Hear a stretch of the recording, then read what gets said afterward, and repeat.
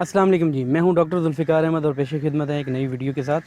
आज का टॉपिक हमारा बहुत ही ज़रूरी बहुत ही इम्पोर्टेंट किस्म का टॉपिक है, क्योंकि आजकल एक बीमारी जो है वो पंजाब के रीजन को जो है ना वो हिट कर चुकी है।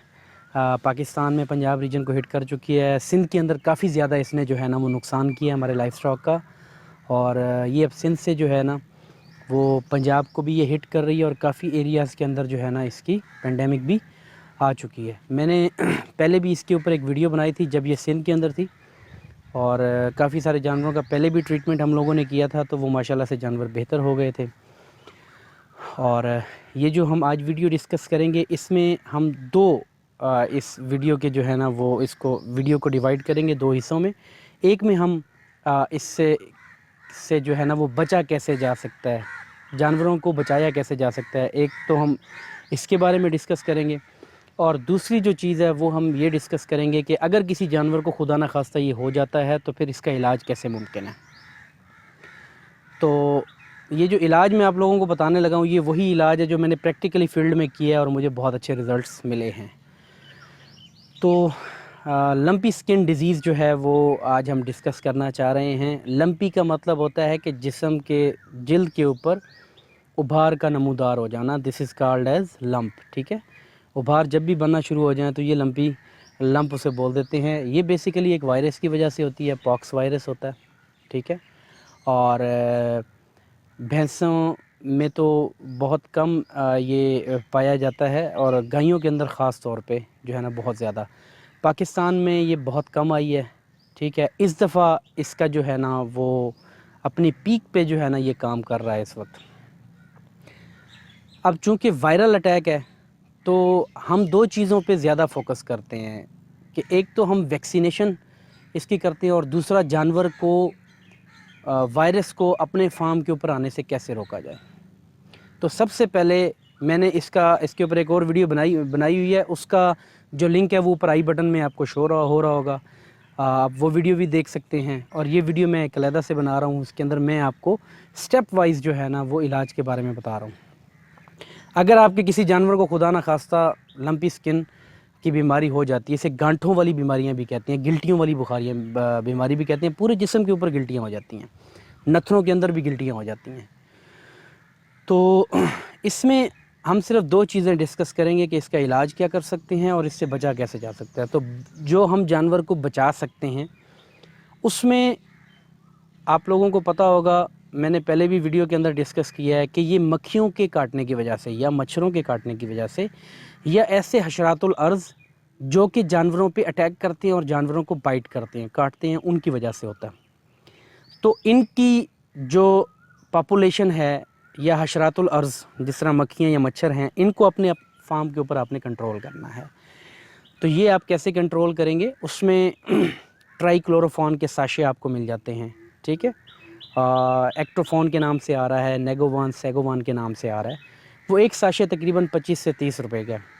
एक साशे को 1 लीटर पानी में मिक्स करके जानवरों के ऊपर भी स्प्रे करें और अपने फार्म के ऊपर भी स्प्रे करें, ताकि कीड़े मकोड़े और ये जो ख़ास तौर पे मक्खियाँ हैं और मच्छर हैं जिसकी वजह से ये बीमारी हो रही है वो ख़त्म हो जाए। इसमें आपने एक चीज़ का ख्याल करना होता है, कभी भी आप जानवरों पे स्प्रे करते हैं तो एक चीज़ का ख्याल आपने करना होता है, आँखों, मुँह और कान के अंदर स्प्रे जो है वो ना जाए।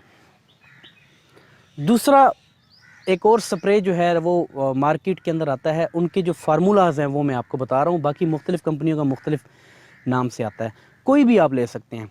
फार्मूला के अंदर परमेथ्रिन, साइपरमेथ्रिन, डेल्टामेथ्रिन, ये 3 फार्मूले ऐसे हैं, ठीक है, कि आप जो इस्तेमाल करवा सकते हैं। फ्लूमेथ्रिन भी हम इस्तेमाल करवा सकते हैं।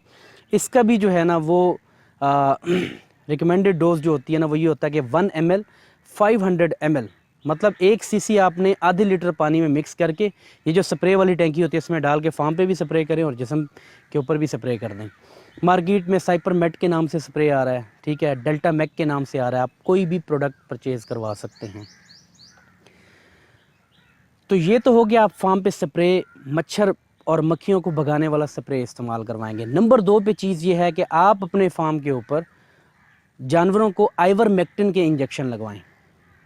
आप अपने फार्म के ऊपर जितने भी जानवर मौजूद हैं और ख़ास तौर पे वो प्रेग्नेंट भी नहीं हैं, ان کو آئیورمیکٹن کے انجیکشن لگوائیں.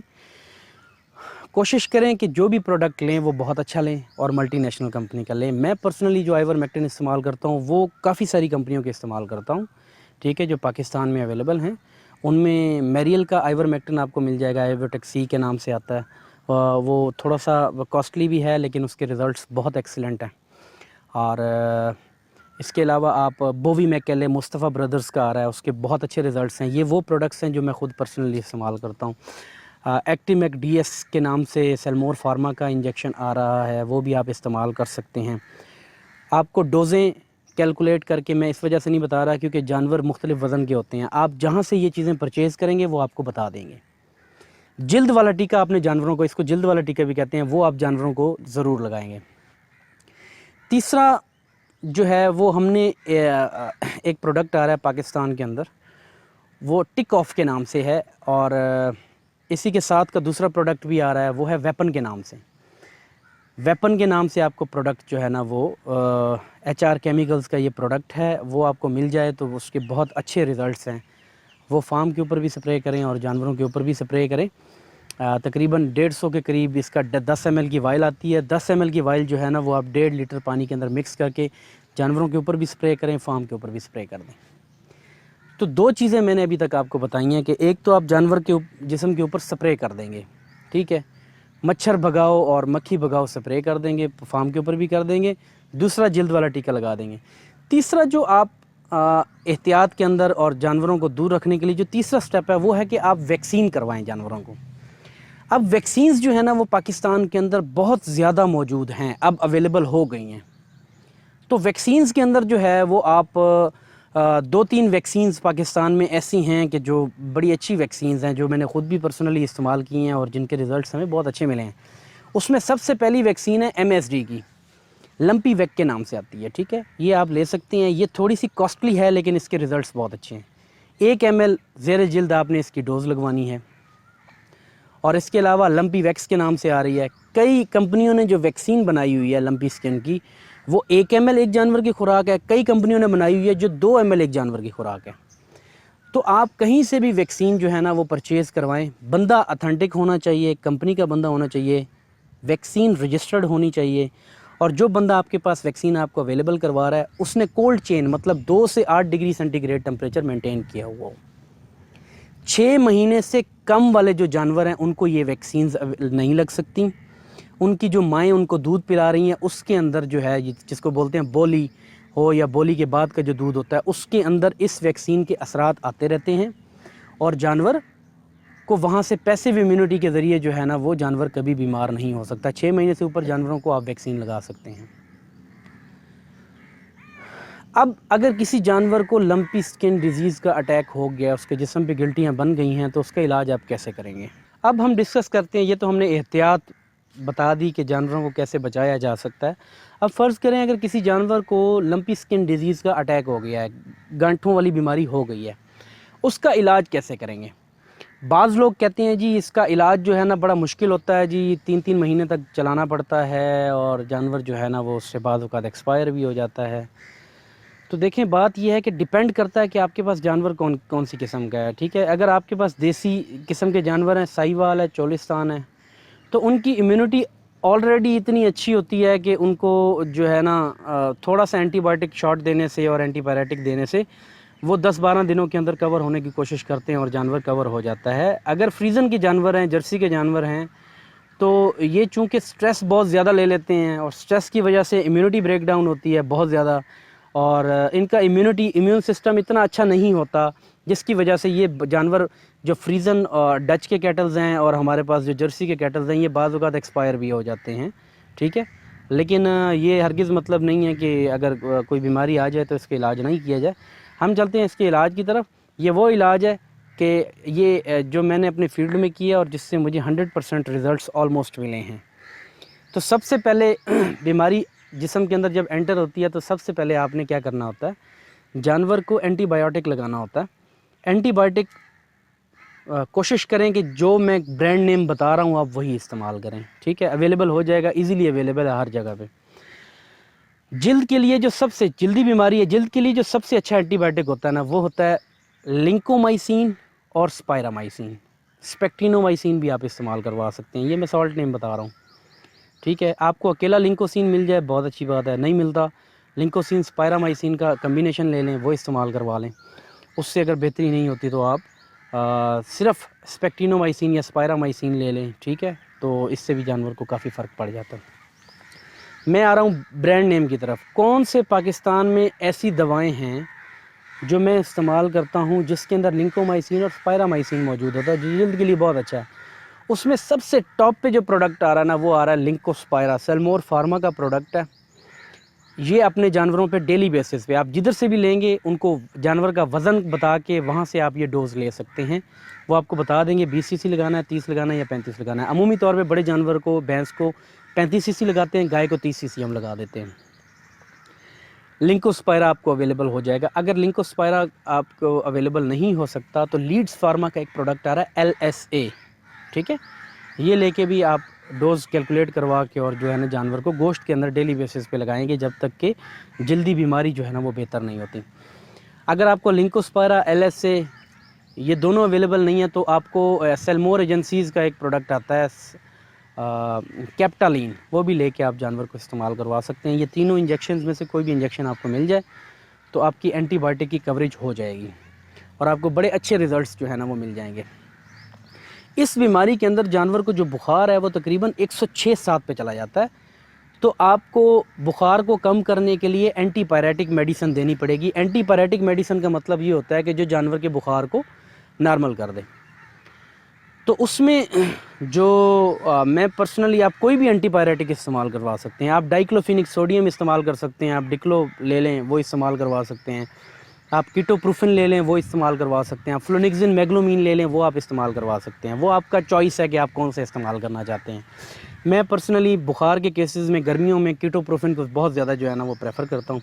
इसमें जो प्रोडक्ट्स हैं पाकिस्तान में अवेलेबल, वो कीटोजेक्ट आ रहा है, बहुत अच्छा इस्तेमाल होता है, बड़े अच्छे रिज़ल्ट्स भी हैं उसके। बड़े जानवर को तकरीबन 20 सीसी हम लगा देते हैं, कोई बहुत बड़ा जानवर हो 25 भी लगा देते हैं, ठीक है। लेकिन ये डोज़ आप कैलकुलेट करवा लेंगे। कीटो वेट्स फार्मा का इंजेक्शन आ रहा है, इसके भी बहुत अच्छे रिज़ल्ट्स हैं। इसी तरह लीड्स फार्मा का हमारे पास प्रोफिनोल आ रहा है, ठीक है, इसके भी बहुत एक्सीलेंट रिज़ल्ट्स हैं। तो आप एंटीबायोटिक आपने यूज़ कर लिया, आपने एंटीपायरेटिक इस्तेमाल कर लिया। तीसरा आता है एंटी एलर्जिक। जब भी जानवर को जल्द के मसाइल होते हैं तो एलर्जी सी कंडीशन जो है ना वो बॉडी के अंदर डेवलप हो जाती है, तो आपने एंटी एलर्जिक जानवर को लाजमी देना है। अब आपकी मर्ज़ी है, एंटी एलर्जिक में आप सिंपल फिनायरामीन मेलिएट लगाना चाहते हैं या फिर मेप्रामीन मेलिएट लगाना चाहते हैं। बेहतर ये है कि मिपायरामीन मेलिएट जो है ना वो आप इस्तेमाल करवाएं। पाकिस्तान में जो है ना वो इंजेक्शन अवेलेबल है स्टार का, मेप्रासान, वो तकरीबन आप 15 से 20 सीसी जो है ना जानवर को डेली बेसिस पे लगाएंगे। इसके अलावा कई ऐसे विटामिन्स हैं जिससे जानवर की इम्यूनिटी बूस्ट होती है, क्योंकि वायरस का कोई भी स्पेसिफ़िक इलाज नहीं होता। स्पेसिफ़िक का मतलब कोई मखसूस इलाज नहीं है वायरस का। तो इसमें जो जो अलामात जानवर हमें दे रहा होता है हम उसकी वैक्सीन करते हैं, उसकी ट्रीटमेंट करना शुरू कर देते हैं। अब हमने एंटीबायोटिक कवर भी दे दिया जानवर को, एंटीपायरेटिक भी दे दिया, साथ हमने जानवर को जो है ना वो एंटी एलर्जिक भी दे दिया।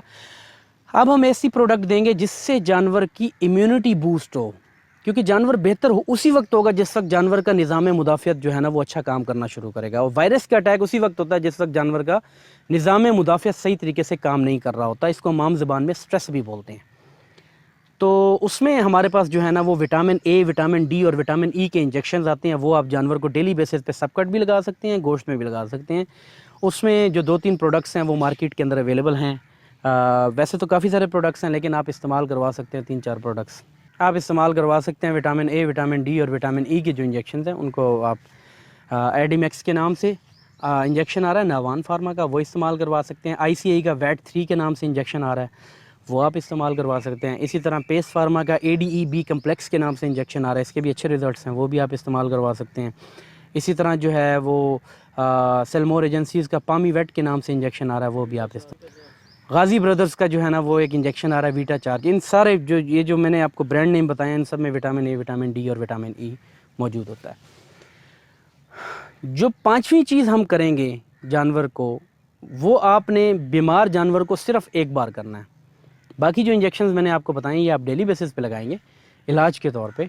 लेकिन ये जो अब स्टेप बता रहा हूँ ये बहुत ही ज़्यादा इंपॉर्टेंट स्टेप है और ये हम हर वायरल बीमारी के अंदर करते हैं। वो स्टेप क्या है? आप एक जानवर जो बीमार है, बड़ा जानवर, फ्रीजन का कैटल है आपके पास, या आपके पास साहीवाल की बड़ी गाय है, तो आप उसमें क्या करेंगे, 20 सीसी उसी जानवर का खून निकालेंगे जो बीमार है, 10 सीसी गर्दन के एक साइड पे और 10 सीसी गर्दन की दूसरी साइड पे जानवर को ज़ेरे जिल्द लगवा देंगे। ये सिर्फ एक बार करना है आपने, ठीक है, ये रोज़ाना नहीं करना। और फिर उस जगह का अच्छे तरीके से मसाज कर देंगे ताकि उसको इन्फेक्शन नहीं हो जाए, ठीक है। तो इसको हम बोलते हैं ऑटो इम्यून थेरेपी, ठीक है, ऑटो इम्यून थेरेपी हम बोलते हैं। इसके बहुत अच्छे रिजल्ट्स हमें फील्ड के अंदर मिले हैं। तो ये आपने लाजमी करना है। इतना आपका जानवर एंटीबायोटिक्स और बाकी चीज़ों से कवर नहीं होगा जितना इस चीज़ से कवर हो जाएगा।